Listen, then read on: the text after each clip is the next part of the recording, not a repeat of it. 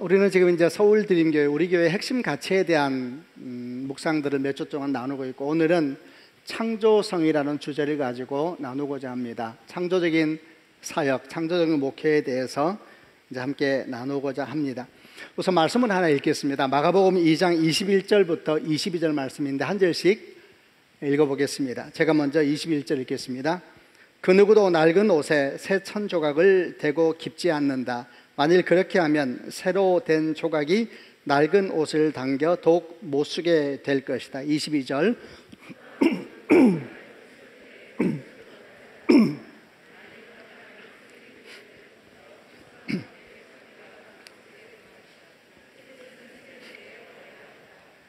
낡은 옷에 새 천 조각을 대는 사람이 없고 낡은 술부대에 새 술을 보관하는 사람도 없다. 이렇게 이제 주님께서 말씀하신 내용입니다.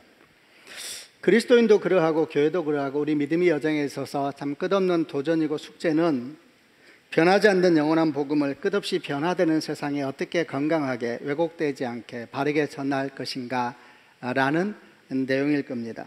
이런 고민에 대해서 이제 오늘 주님 말씀이 참 우리에게 많은 것을 생각하게 합니다.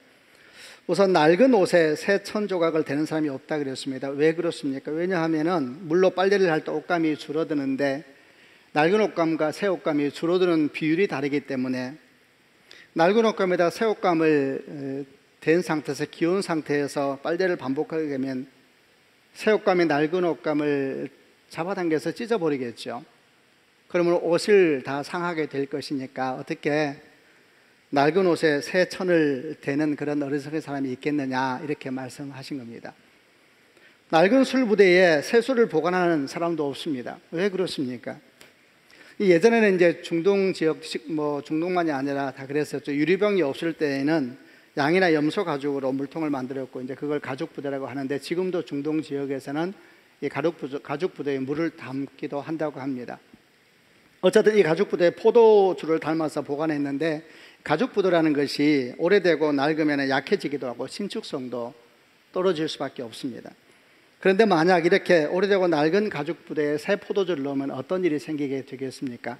포도주가 발효가 되면서 점점 부풀어 오를 것이고, 결국 나중에는 낡은 가죽 부대가 감당을 못해서 터져버리고 말 겁니다. 그러면은 포도주도 땅에 쏟아져 버리게 되고 가죽 부대도 상해버리게 되니까 어느 어리석은 사람이 낡은 수부대에 새 술을 보관하겠느냐, 새 술은 새 부대에 넣어야 되는 것이다, 이렇게 이제 말씀하셨는데, 복음이 바로 그렇다는 것이죠. 복음은 변하지 않습니다. 그러나 문제는 이 복음을 전해야 될 세상이 정말 끝없이 변화되고 있고, 특별히 우리가 지금 맞이하고 있는 이 시대는 정말 참 빠르게 변화되고 있습니다. 그럼 어떻게 하면 이 영원한 복음을 그 본질의 왜곡됨이 없이 변하는 세상에 잘 전할 수 있을 것인가? 굳이 말하자면 어떤 가죽 부대에 넣어서 담아야 되는 것일까? 담아서 전해야 되는 것일까? 만약 그 가죽 부대가 오래되고 낡은 가죽 부대라면 아무리 신선한 생명력의 복음을 전한다 할지라도 잘못하면 터져버려서 복음도 왜곡되고 가죽도 터져버리는 이런 일이 될 거니까 얼마나 정말 우리가 지혜가 필요하고 어떻게 해야 될 것인가 고민할 수밖에 없습니다. 이것을 가만히 생각하니까 이런 생각이 들었습니다. 이는 마치 복음이라고 하는 보물을 담은 배가 구원이라고 하는 목적지까지 이르게 가야 되는데, 그 과정에서 정말 거친 바람과 파도, 계절에 따라 변하는 파도를 넘어서 가야 되는 것과 비슷한 것이 아닐까? 어떻게 이렇게 거칠게 변화되는 파도를 넘어서 무사히 생명의 복음을 종착까지 전할 수 있을까? 말하자면 이 파도가 세상의 문화요 시대 정신 같은 것이 아니겠는가 싶습니다. 파도라는 것은 뚫고 지나가는 것이 아니라 타고 지나가야 되는 것이죠. 파도는 큰 두려움이지만 훈련된 뱃사공은 오히려 파도가 크면 클수록 그걸 잘 이용하여서 더 빨리 가서 더 생명의 복음을 목적지에 전할 수 있는 사람이니까 우리가 다 훈련된 그런 뱃사공이 되어야 될 것이고, 그것이 복음을 맡은 자의 사명이고 또 책임이 아니겠는가 생각을 합니다. 이제 이와 관련돼서 오늘 좀 여러 가지 얘기를 함께 해보려고 합니다. 우선은 저 개인적인 얘기도 좀 포함하려고 하고요, 그를 통해서 주신 마음들, 또 복음에 대한 현재 고민들도 함께 나누는 시간을 갖고자 합니다. 저는 개인적으로 목회 여정을 지나오면서 여러 가지 일들이 많이 있었습니다만 특별히 문화라고 하는 시대 정신이라고 하는 거친 파도를 한 2번 정도 기억을 해 보았습니다. 첫 번째 파도는 25년 전 새천년을 몇 년 앞둔 1990년도 말에 있었습니다. 그때 저는 고등부를 맡고 있었는데 참 주의 은혜로 맡은 지 어려운 때가 있었습니다만 그때도 다 지나가고 막 성령도 좀 충만하고 자신도 생기고 다음 세대의 복음화를 위해서 정말 인생을 다 던지자 그것이 너무 기쁘고 막 흥분되는 그런 때를 보내고 있을 때였습니다. 어느 날 주일날에 이제 설교를 하러 갔는데 고등학생 3명이 저를 찾아오더니 특순을 하고 싶다 그러더라고요. 뭘 하고 싶냐 그러니까 랩으로 찬양을 하고 싶다 그랬습니다. 지금은 랩이 굉장히 일상화되어 있었습니다만 25년 전 또 30년 전에는 랩이 그리 일상화된 노래는 아니었기 때문에 좀 이렇게 신기하기도 했었죠. 그러나 뭐 아무 관계 없었습니다. 혹시 그들이 무슨 사고를 치더라도 저는 다 막을 자신이 있었고 뭐 얼마든지 오케이 좋다. 내가 좋아하는 아이들이고 그 아이들이 함께 예배를 만들고 싶다 그러는데 뭘 못 해주겠느냐. 오케이 그럼 내가 설교 시간을 줄일 테니까 잘 준비해서 한번 예배 같이 드리자. 이제 3명이 이제 특수를 준비하게 되고 드디어 그날 이제 약속한 주일이 됐습니다. 그리고 저는 이제 애들을 소개하고 내 설교할 시간을 오늘 좀 줄이고 우리 아이들에게 시간을 줄 것이다. 그리고 내려와서 이제 뒤에 서서 애들 3명이 랩으로 찬양하는 걸 듣는데 잘하더라고요. 뒤에서 듣는데 잘하더라고요. 얼마나 잘하는지. 막 저만 그런 것이 아니라 그때가 주일 아침 9시인데 주일 아침 9시는 고등학생들은 어떤 상황이냐. 부모님들이 그 다음날 교회 가니까 토요일날 밤새서 공부해야 된다 이런 압박감 속에서 밤새 수고 와서 조는 시간이 그 시간인데 그날 애들 딱 특수하는데 애들이 막 흥분해가지고 막 다 일어나서 박수를 치고 막 소리를 지르고 저는 너무 좋더라고요. 항상 주일마다 이들이 영혼을 깨우기 전에 육을 깨워야 된다는 강박관념에 살았던 제가 막 깨어나는 걔들을 보면서 너무 신나더라고요. 막 박수를 치고 막 소리를 지르고 이제 교회가 큰 교회였으니까 수백 명이 앉아서 예배를 드리는데 근데 좋았는데 찬양을 중간 정도 갔을 때에 제 마음에 좀 묘한 변화가 생기는 걸 제가 느꼈습니다. 마음이 좀 불쾌해지기 시작하더라고요. 마음이 불쾌해지고 짜증도 나고 애들은 막 박수치고 그러는데 저는 뒤에 서서 처음에는 박수치다가 나중에는 박수 안 나오고 그래서 생각했습니다. 왜 내가 내 사랑하는 애들에게 이 자리를 함께 하자 했는데 내가 제대로 보면서 화가 나고 짜증이 날까? 금방 제가 이유를 알았습니다. 가사가 이렇게 안 들리는 거예요.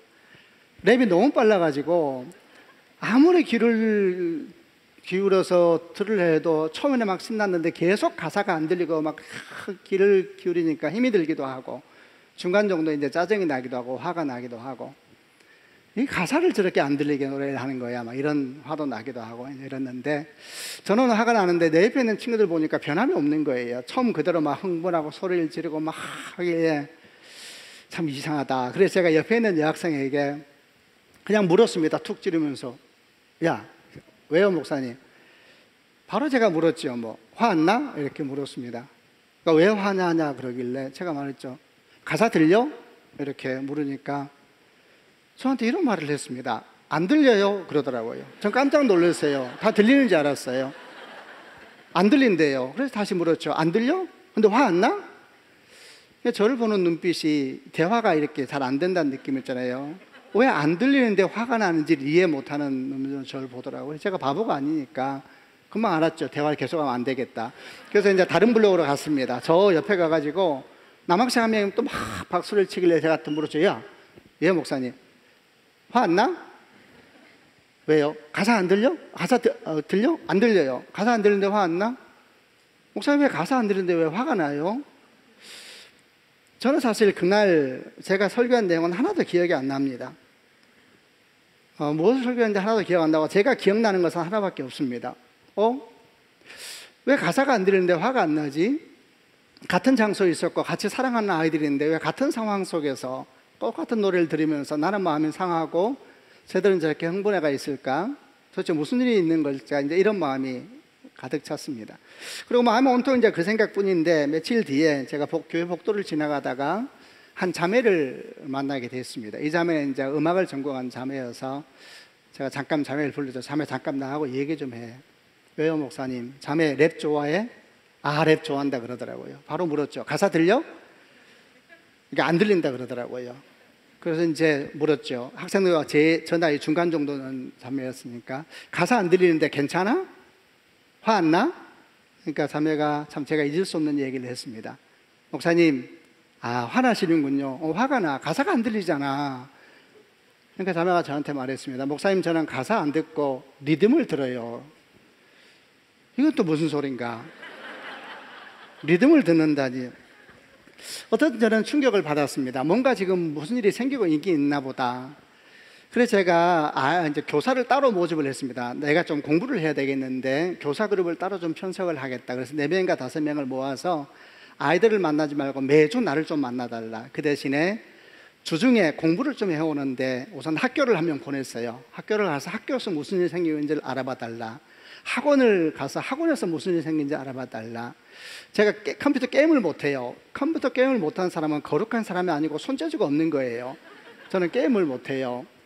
그래서 도대체 무슨 게임을 요새 하고 있고 애들은 무슨 대화를 하고 있는지 너무 궁금하다. 또 인터넷 좀 공부 좀 해달라. 그때가 이제 2000년에 오기 전이었으니까.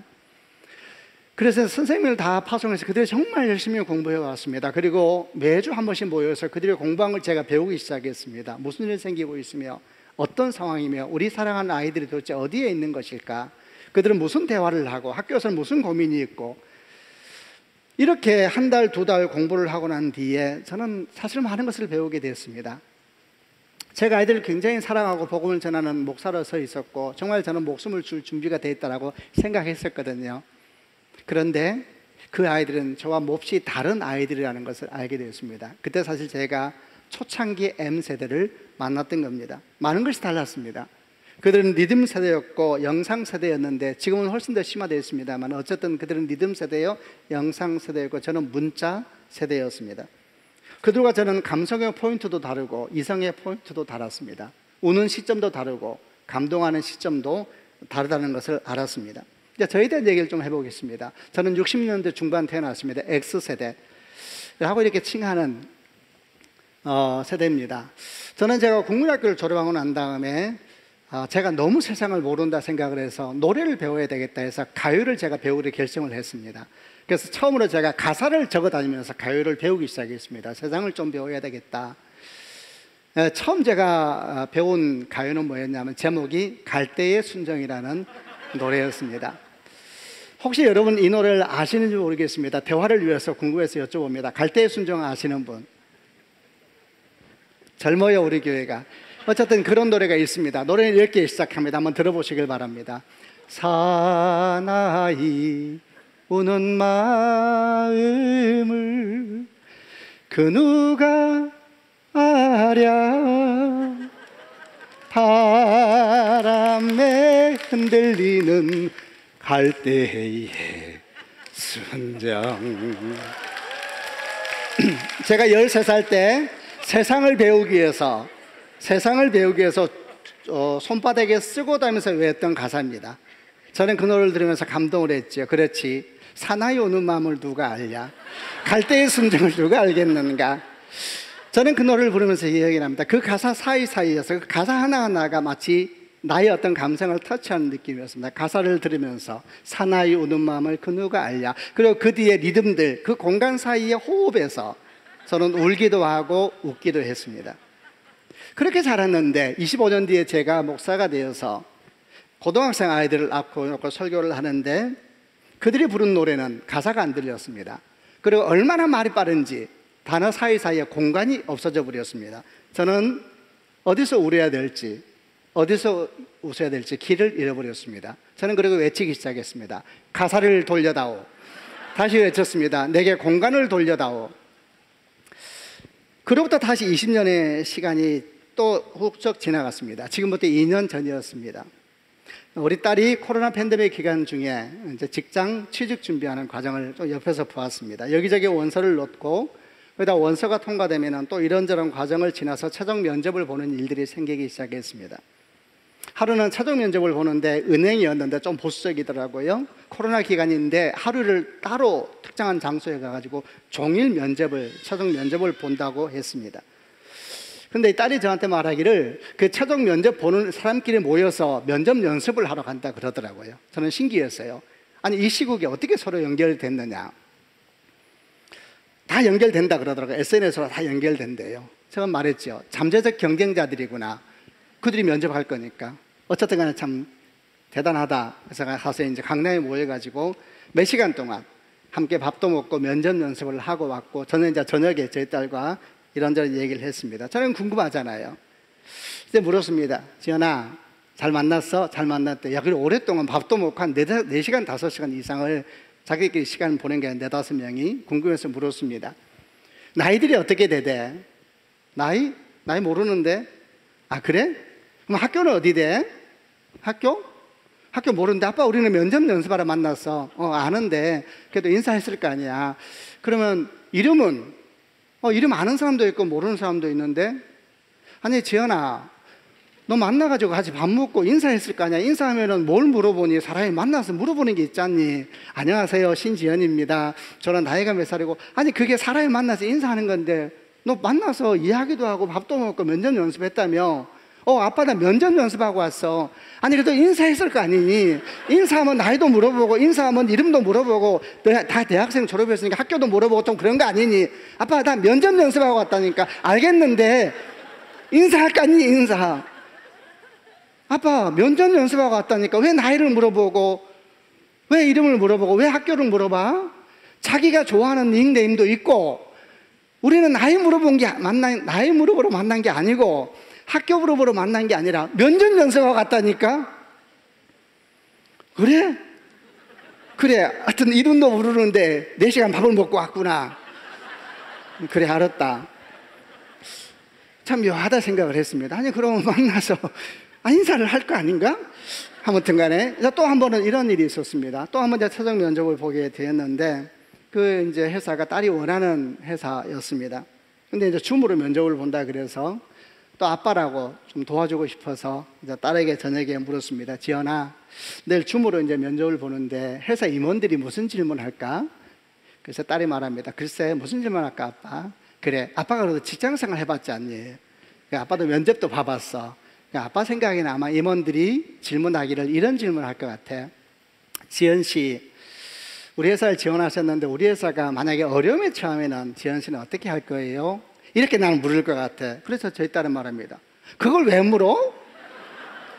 아니, 지연아, 회사에서는 회사를 사랑하고 아끼는 사람을 뽑고 싶어 하잖아. 아닌데? 회사는 회사를 사랑하는 사람을 뽑는 것이 아니고 회사에 필요한 사람을 뽑는 거야. 아니, 지연아, 무슨 말은, 그래, 알겠는데 그래도 회사를 사랑하는 사람을 뽑겠지. 아니야, 아빠.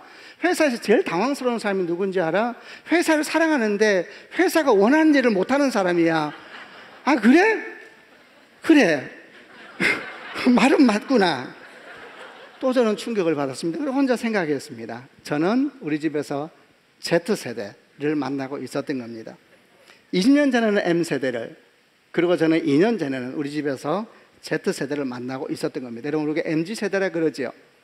보통 M세대를 나이를 어떻게 보냐면 20대 후반부터 40대 초까지, 그리고 Z세대를 13살부터 20대 중반까지로 정도로 봅니다. 보통 2030이라고 퉁치면서 표현하는 세대입니다. 이제 그 세대들이 함께 지금 공유하고 있는 겁니다. 근데 그게 문제가 아니에요. 사실은 세대라고 아직 표현이 안 된 다른 세대가 13살 이하에 지금 일어나고 있는데, 그들의 세대 구성은 어떻게 됐는가에 대해서 저는 전혀 아는 바가 없습니다. 어쨌든 간에 저는 이런 고민들이 계속 살면서 이제 젊은 목회자들을 자주 만나서 여러 얘기를 듣기를 좋아합니다. 젊은 목회자를 만날 때에는 물론 제가 이제 선배 목사이기 때문에 전하고 싶은 것도 있고 가르치고 싶은 것도 있지만, 지금은 정말 생각이 많이 변했습니다. 정말 배우려고 제가 만납니다. 그들은 무슨 생각을 하고 사는가, 특별히 그들이 앞으로 목회해야 될 대상인 MZ세대에 대해서 그들은 얼마나 알고 있는가, 날 좀 가르쳐달라. 만나는 사람마다 저는 젊은 교육자에게 물어봅니다. 당신 세대는 무슨 생각을 하고 살고, 그리고 당신들이 사역할 어린아이들은 지금 어떤 세대를 살고 있는 것이냐, 이렇게 물어보면서 이런저런 얘기를 많이 합니다. 물론 제가 이렇게 열심히 공부한다 그래서 제가 그 세대가 될 수는 없습니다. 원래 언어라는 것도 그렇고 문화라는 것도 시대 정신의 산물이기 때문에 제가 배운다 그래서 제가 MZ세대가 되지 않는다는 걸 알고 있습니다. 그럼에도 불구하고 도대체 다음 세대는 무슨 일이 생기고 있는 것이고 그들에게 복음을 전해야 되는 나는 오늘 무엇을 해야 되는가, 이런 고민들이 계속 마음을 채우고 있는 겁니다. 며칠 전에 목회자로 준비되고 있는 젊은 신대원 학생들을 만나서 하루 종일 무슨 인텐시브 코스라 그러면서 시간을 같이 보냈습니다. 그중에 제가 강의를 하게 되었는데 강의 중에 제가 이런 내용을 학생들에게 나누었습니다. 여러분하고도 한번 나눠보려고 합니다. 저는 학생들이 이런 말을 했습니다. 오늘날 교회, 그리고 장차의 교회는 어떤 공동체가 되어야 될 것 같습니까? 한마디로 말하면 연못이 되어야 될까요? 계곡이 되어야 될까요? 이렇게 이야기를 했습니다. 이전까지 교회는 연못이었습니다. 그렇죠? 그래서 어떻게 하든지 성도들이 오면 나가지 않게 하기 위해서 온 힘을 다해서 나갈 수 있는 구멍을 다 막는데 목회적인 역량을 다 모았었습니다. 그러나 이제 교회는 계곡이 되어야 합니다. 왜냐하면 세상에 끝없이 흐르고 있는데 이제 교회는 더 이상 지역교회로 머물 수가 없기 때문입니다. 물론 기성세대는 특정한 지역을 중심으로 해서 이루어지겠지만 소위 말하는 MZ세대, 그리고 아직 이름도 모르는 그 다음 세대는 더 이상 지역 공동체로 머물 수가 없는 세대이고 끝없이 흐르고 오르는 계곡과 같은 것입니다. 만약 이런 변화 속에서 교회가 이전처럼 계속 연못 공동체를 주장하면서 있다면 어떻게 되겠는가? 한 가지는 분명할 겁니다. 그런 물에 MZ세대는 살지 않습니다. 우리가 모두 아는 것처럼 물에 따라서 사는 물고기가 다릅니다. 1급수에는 1급수 물고기가 살고 2급수에는 2급수 물고기가 살지요. 1급수에 2급수가 살 수 없습니다. 2급수에 1급수도 살 수 없습니다. 왜냐하면 먹는 영양분이 다르기 때문에 그런 것입니다. 만약 교회가 자기만의 연못을 만들어 놓고 그곳에서 MZ세대도 그리고 이름도 모르는 그 다음 세대도 함께 양육하겠다고 다 담겠다고 나서면 어떻게 될 것인가? 그들은 다른 물을 찾아서 먹고 살 수가 없으니까 다른 물을 찾아서 떠나가지 않겠는가 생각하고 있다. 이런 얘기를 함께 나누었습니다. 여러분이 생각하는 교회는 도대체 무엇이냐? 얼마 전 서울대에서 인구학을 가르치고 있는 한 교수님 유튜브 강의를 들으면서 참 여러 생각을 많이 하게 됐습니다. 그 내용 중에 이런 내용이 있었습니다. 우리가 많이 불렀던 노래 중에 김광석 씨의 서른 즈음에라는 노래가 있습니다. 이것도 이제 대화를 위해서 궁금해서 여쭤봅니다. 김광석 씨의 서른 즈음에 노래를 아시는 분? 와우. 예, 이렇게 노래가 시작됩니다. 점점 멀어져 간다. 머물러 있는 청춘인 줄 알았는데 비어가는 내 가슴 속에 더 아무것도 찾을 수 없네. 1994년도 김광석 4집에 나온 노래인데 원래 김광석 씨가 지은 노래는 아닌데 다른 사람이 부른 노래를 김광석 씨가 너무 좋아서 달라 그래서 본인이 불렀던 노래이죠. 왜 그랬을까요? 이 가사가 김광석 씨 마음에 딱 클릭이 된 거죠. 자기 마음과 너무 비슷했던 것입니다. 어떤 내용이었습니까? 점점 멀어져 간다. 머물러 있는 청춘인지 알았는데 비어가는 내 가슴 속에 더 아무것도 찾을 수 없네. 김광석 씨 이때 어떤 마음이 있었는가? 자기가 나이 들어간다는 느낌, 자기가 어른이 돼간다는 느낌이 있었는데 그 느낌을 가사가 그대로 표현하고 있는 것을 보았고 저건 내 노래다 생각했을 겁니다. 왜 그랬느냐? 1994년도 김광석 씨 나이가 만 30세. 그때 우리나라의 중위 연령, 우리나라 전체 인구를 한 줄로 쭉 세우면 가운데 있는 연령이 몇 살이었는가? 29세.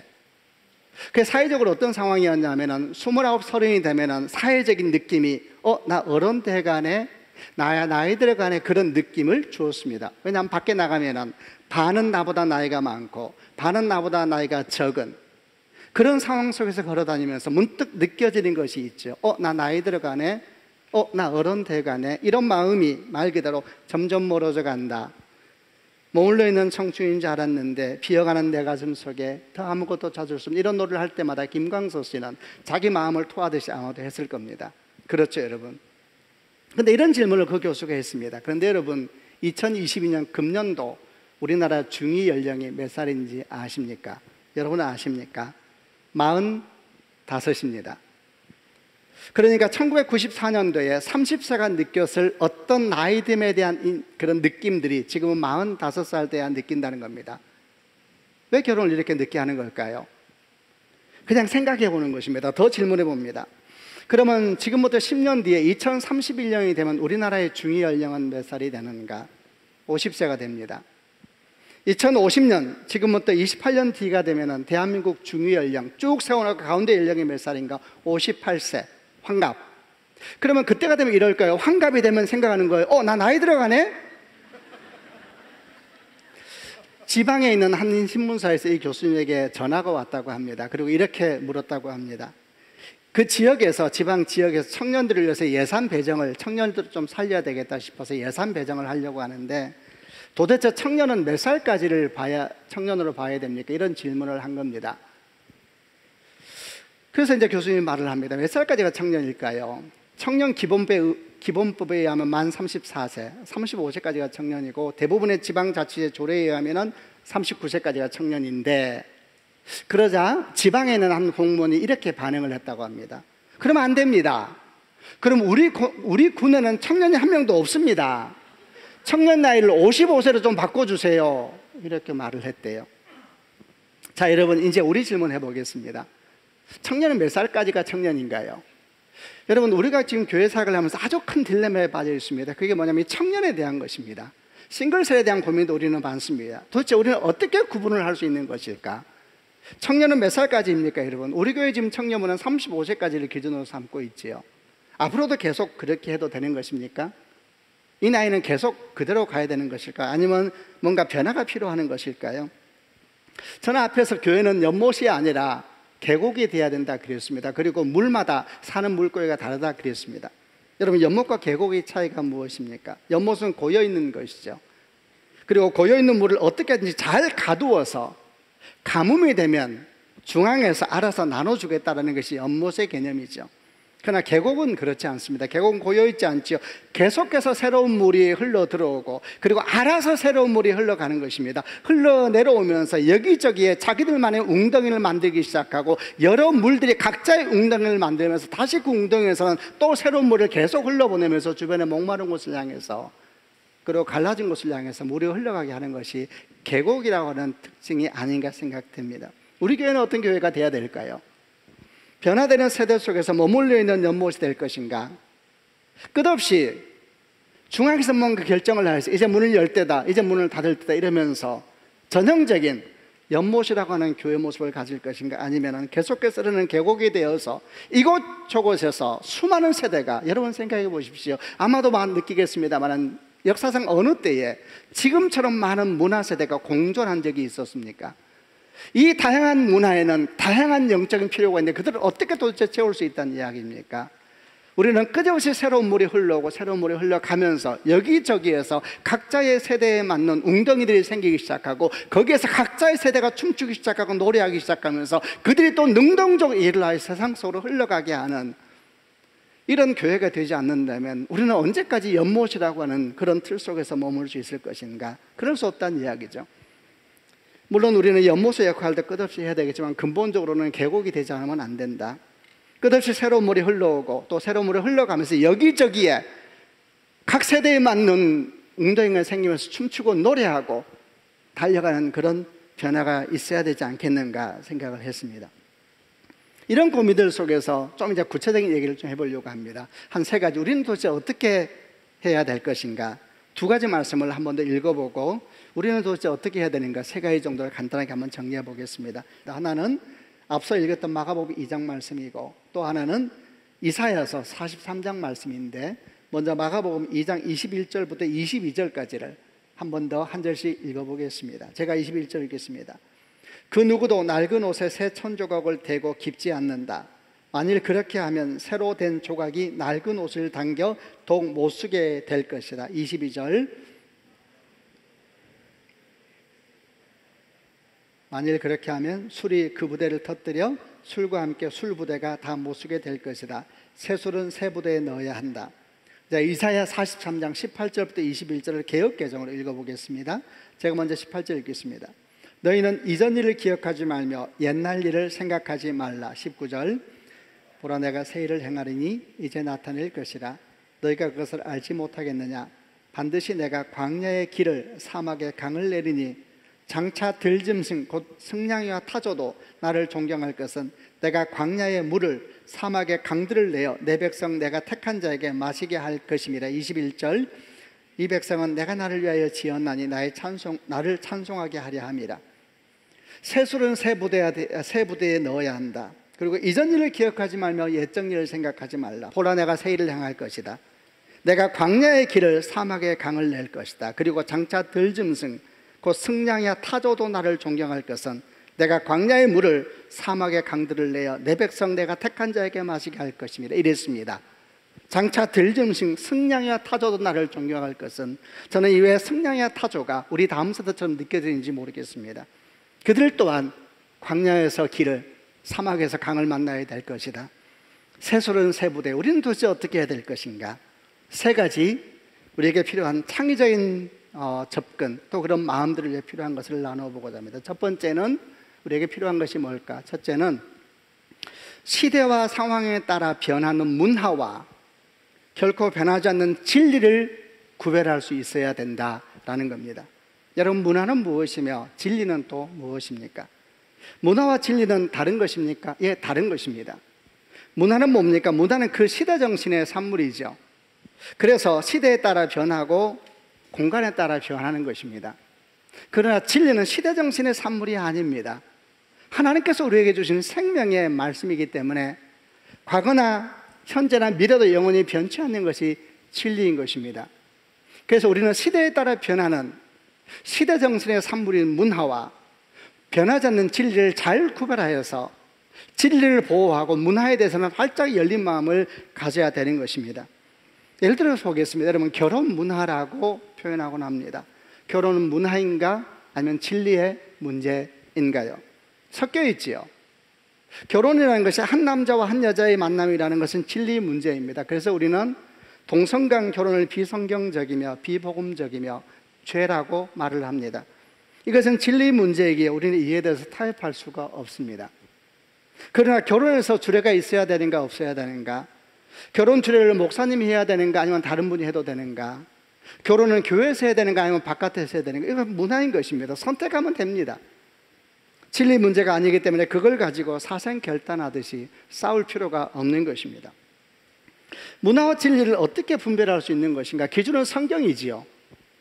물론 이 성경을 어떻게 풀 것인가에 대해 하는 것은 또 다른 문제와 갈등이 있는 것이 사실입니다. 그럼에도 불구하고 우리가 동의해야 될 것이 하나 있습니다. 그것은 변할 수 없는 진리가 있다는 사실과 변하는 문화가 있다는 사실 자체에 대해서는 동의해야 되는 것입니다.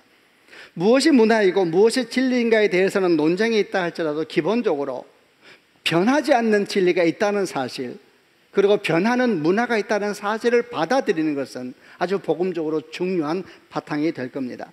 그런데 여기서 중요한 건 뭐냐 하면, 많은 그리스도인들이 문화의 문제에 대해서 너무 치고받고 하느라고 힘이 들고 지쳐버려서 정작 정말 보호해야 될 진리 문제에 대해서 둔해져 버렸다라는 사실입니다. 예를 들면 보십시오. 여러분, 자녀들을 양육하다 보면 자녀들과 많은 갈등이 있습니다. 컴퓨터라든지 게임이라든지 SNS 이런 것들 때문에 많이 부딪히게 되죠. 여러분, 한번 생각해 보십시오. 컴퓨터는 악이 아닙니다. 게임도 악이 아닙니다. SNS도 악이 아니지요. 이제는 그런 사람이 없겠습니다만, 예전에는 컴퓨터 게임에 빠지면 마치 사탄에게 빠진 것처럼 생각하는 부모들이 있었습니다.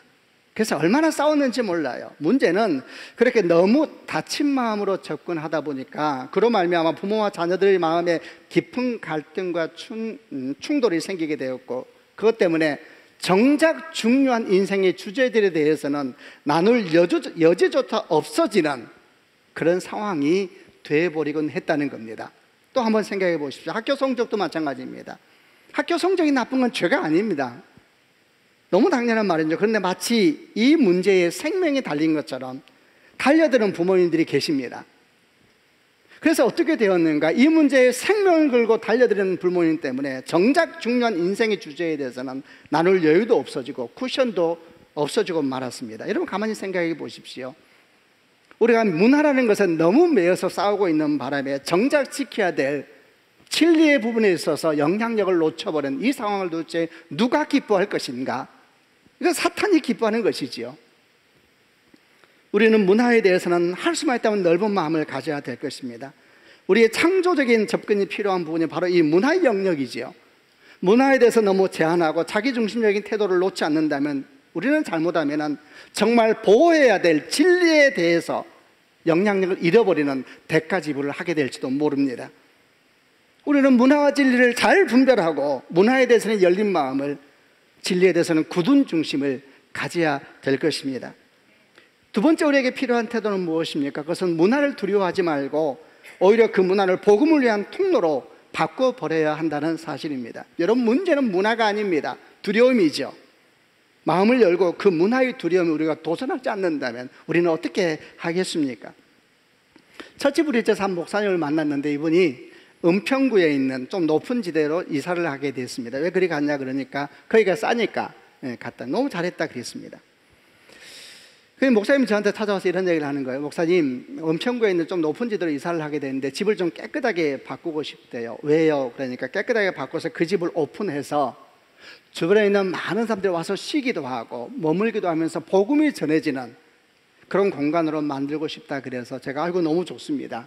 계획을 한번 해보시라고, 필요하면 제가 도울 수 있는 거 돕겠다 이렇게 이야기를 했습니다. 근데 저는 이제 그런 대화를 하면서 이런 궁금함이 생겼습니다. 근데 목사님, 최근에 우리 고민은 집을 깨끗하게 하는 것이 문제가 아니고 아무리 깨끗하게 해봤자 사람들이 안 오는데 그걸 어떻게 하겠습니까? 여러분 아세요? 전도 방법이 다 닫혀버렸습니다. 길가에 전도하는 것을 이단들이 다 합니다. 집안에 찌라시 넣으면은 여러분 고발당합니다. 캠퍼스에 가서 복음 전하면 쫓겨납니다. 우리는 길을 잃어버렸습니다. 전도할 방법이 없습니다. 그래서 아무리 뭘 열어놔도 사람들을 만날 접촉면을 빼앗겨 버렸기 때문에 어떻게 할 수가 없는 상황이에요. 근데 이 목사님이 집을 깨끗하게 한다 그러니까 다 좋은데 어떻게 사람들을 초청하려고요? 초청할 방법이 있느냐고. 네, 이런 이야기를 나누었습니다. 근데 며칠 뒤에 이분이 저한테 이런 얘기 하더라고요. 목사님, 이번 주에 몇 명을 만나서 당구를 쳤다 그러더라고요. 아우, 그러냐고. 어떻게 만났냐고. 사람 만나는 게 보통 일이 아니거든요. 어떻게 만나느냐. 그래서 이분이 참 재밌는 얘기를 저한테 하기 시작했습니다. 목사님, 당근 아시지요? 그러더라고요. 여러분은 당근을 아십니까? 먹는 거 아니냐. 예. 당근이 중고거래 사이트 이름입니다. 여러분 다 아실 거라 생각하고 혹시 모르면 마음 평안하게 계시길 바랍니다. 당근이라고 하는 중고거래 사이트가 있습니다. 당근은 저도 알지요. 그래서 저희 아이가 합니다. 그리고 저는 같이 중고거래한 걸 나눠서 가지지요. 근데 중고거래 사이트 당근을 안다 그랬어요. 제가 우리 딸이 하고 제가 필요하면 그리 판다고. 그럴 때마다 서로 커미션 주고받고 이렇게 하고 있어요. 집안에서. 여러분도 하실 거예요. 근데 거기에 동네 생활을 하고 하는 공간이 있다 그러는 거예요. 아, 그게 뭐냐 물어봤어요. 그러니까 거기에는 다양한 글을 올릴 수가 있대요. 아, 그러냐.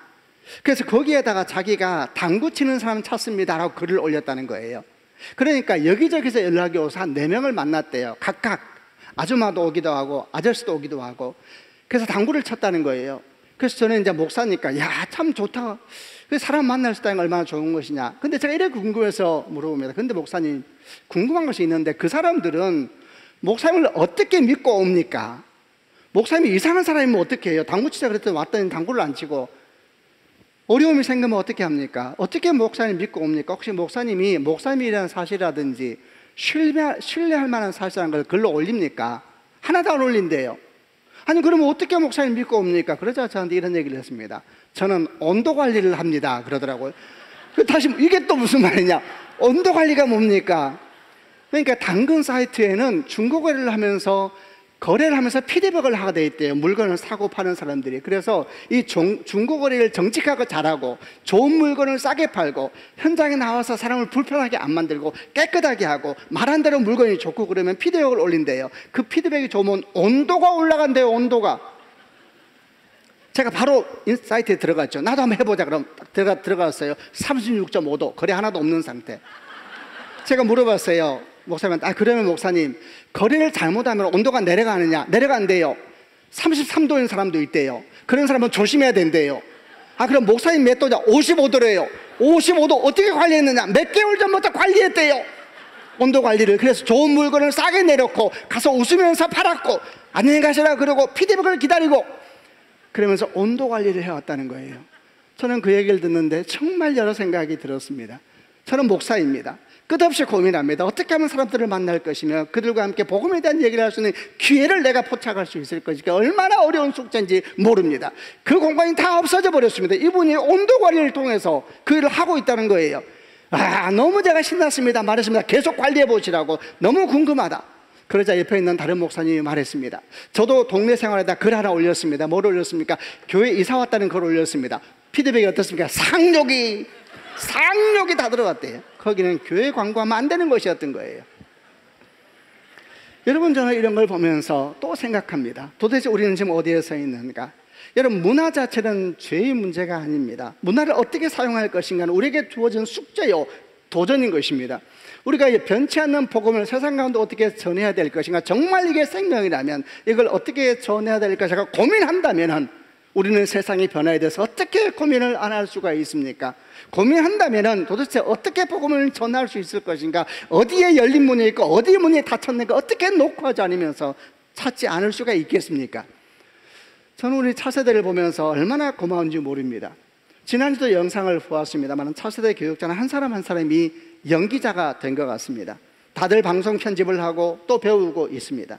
그들은 무엇을 하고 있습니까? 예, 그렇지요. 그들은 영상 세대인 다음 세대의 복음을 전하기 위해서 그 한가운데 들어가 있는 것입니다. 그들은 그렇게 잘하지 않았습니다. 그런데 그 일을 해야 되기 때문에 그들은 잠을 줄이고 수고를 더하면서 공부를 하고 있습니다.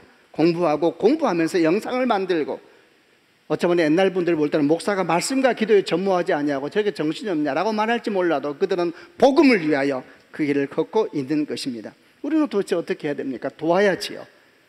필요한 공간을 만들어주고, 필요한 팀을 이룰 수도 사람을 찾아주고, 필요한 재정을 흘러보내야 될 것입니다. 그리고 그들에게 복음이라고 하는 생명을 전하기 위해서 문화라는 파도를 어떻게 탈 수 있는지, 그 파도가 거치면 거칠수록 어떻게 타야 되는지 가르쳐주고 훈련시켜서 이 생명의 복음이 마침내 도달할 그 종착지에 도달할 때까지 그들을 훈련시키고 응원하고 박수를 쳐야 되지 않겠습니까?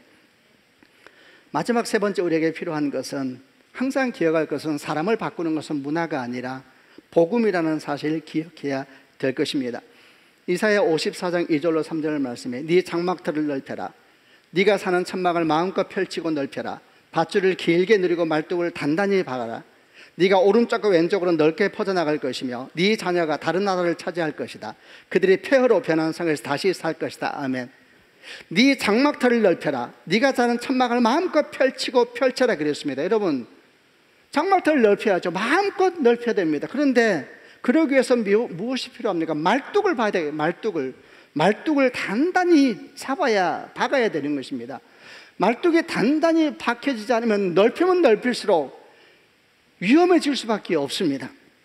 여러분, 높은 빌딩을 세우기 위해서는 그냥 몇 층 빌딩을 세우는 것과는 근본적으로 공법이 다르다는 것을 우리는 들었습니다. 무엇보다 우선 깊게 파야 되겠지요. 그리고 기반을 견고하게 해야 됩니다. 만약 그렇지 않으면 높이 쌓으면 쌓을수록 위기는 오는 것이고, 어느 날 견고한 기반이 없이 높이 쌓여진 빌딩은 무너지게 될 것이고 수많은 사람을 절망과 죽음 가운데로 몰아흐리고 말 것입니다. 그 견고한 기반이 무엇입니까? 예수 그리스도이시죠. 복음입니다. 골로새 2장 6절로 7절 말씀에 그러므로 너희가 그리스도 예수를 주로 받았으니 그 안에서 행하되 그 안에 뿌리를 박으며 세움을 받아 교훈을 받은 대로 믿음에 굳게 서서 감사함을 넘치게 하라 그랬습니다. 아멘. 저는 우리 교회가 믿음의 반석 대신 예수 그리스도에게 굳게 뿌리를 내리는 교회가 되기를 바랍니다. 아멘.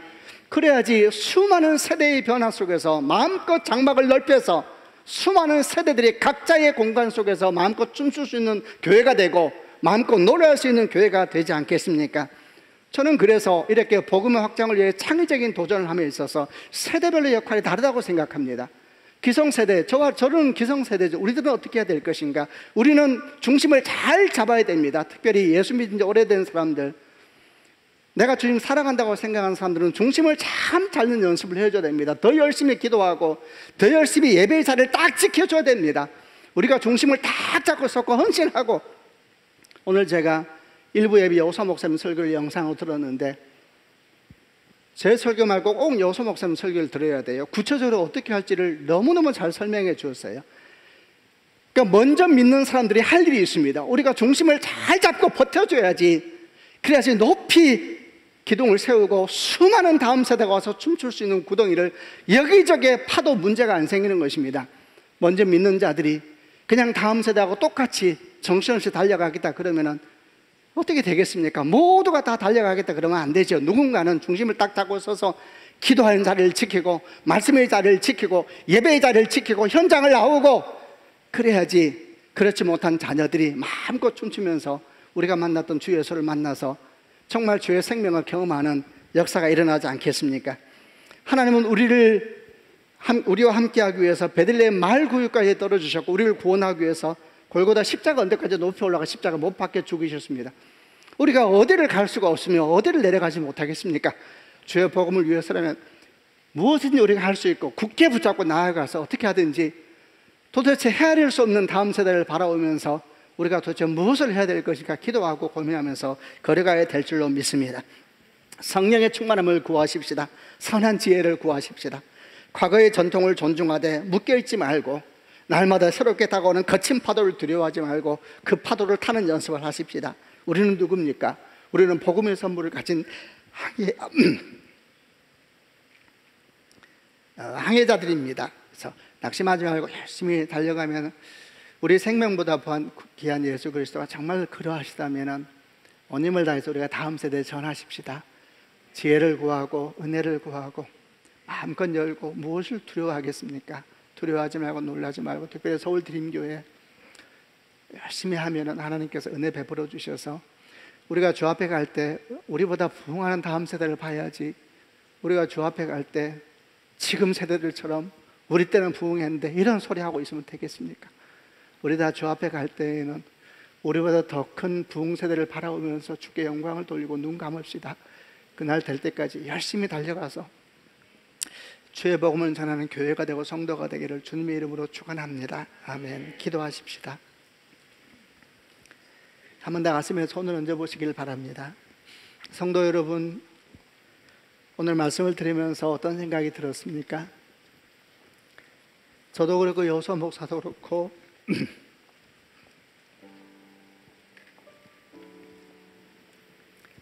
고민도 많고 두려움도 많습니다. 우리는 어찌해야 될 것인가? 내 안에 복음이 이렇게 분명한데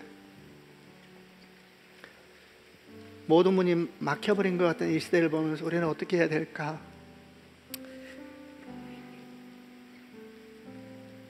우리들도 노력하면서 열심히 배우고 있습니다. 여기 뛰어다니고 저기 뛰어다니면서 묻고 있습니다. 어디 문이 열려 있냐고 자꾸 묻고 있습니다. 오늘 말씀을 들으면서 여러분에게 주신 주의 말씀이 무엇이냐 한번 생각해 보시기를 바랍니다. 그리고 주 앞에 같이 기도하십시다. 우리 안에 복음이 있습니다. 근데 우리 항해를 망해하는 거친 파도가 너무 큽니다. 우리에게 지혜를 주십시오.